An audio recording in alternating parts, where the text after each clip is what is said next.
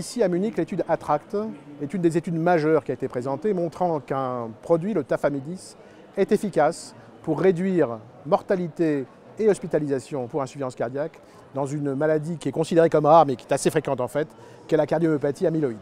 La cardiomyopathie amyloïde peut être due à des dépôts d'immunoglobuline dans le cœur, c'est ce qu'on voit dans le myélome par exemple, mais ce n'est pas sur cette affection-là que l'étude a porté, mais sur l'amylose à transthyrétine qui se voit chez des patients qui ont soit une maladie génétique qui donne une transthyrétine mutée qui se dépose dans le cœur, soit encore qui sont âgés, et chez les gens âgés, la transthyrétine devient instable et peut aussi se déposer dans le cœur.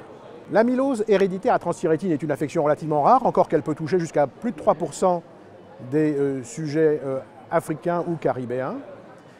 Et l'amylose sénile est-elle une affection très fréquente, puisque dans certaines études, on rapporte 10% au moins d'amylose à transthyrétine sénile chez les gens qui ont l'insuffisance cardiaque à fonction systolique préservée. Et d'autre part, chez les patients qui ont une insuffisance cardiaque inexpliquée, on trouve aussi des taux élevés de patients avec amylose à transthyrétine. Le diagnostic aujourd'hui est basé sur l'imagerie, bien sûr, qui peut orienter vers l'amylose à transthyrétine, échographie ou IRM, mais aussi sur la scintigraphie osseuse qui, lorsqu'elle montre une hyperfixation au niveau du cœur, est très pathognomonique de l'affection. Et enfin, bien sûr, sur la génétique qui découvre éventuellement un gène muté qui cause la maladie. Le tafamidis est une molécule qui stabilise la transthyrétine et empêche le dépôt de transthyrétine anormale dans le cœur. Elle améliore ainsi la cardiomyopathie hypertrophique qui entraîne le décès dans des délais relativement courts, à 3 à 5 ans, des gens qui ont la maladie.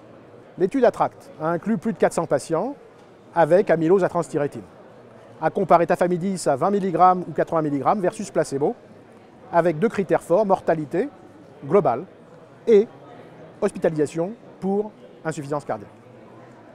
Les résultats sont clairs, moins 30% sur la mortalité à 30 mois, environ moins 30% sur les hospitalisations pour cause cardiovasculaire.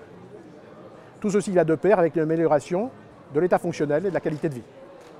C'est la première fois qu'une molécule démontre son efficacité dans la cardiomyopathie amyloïde.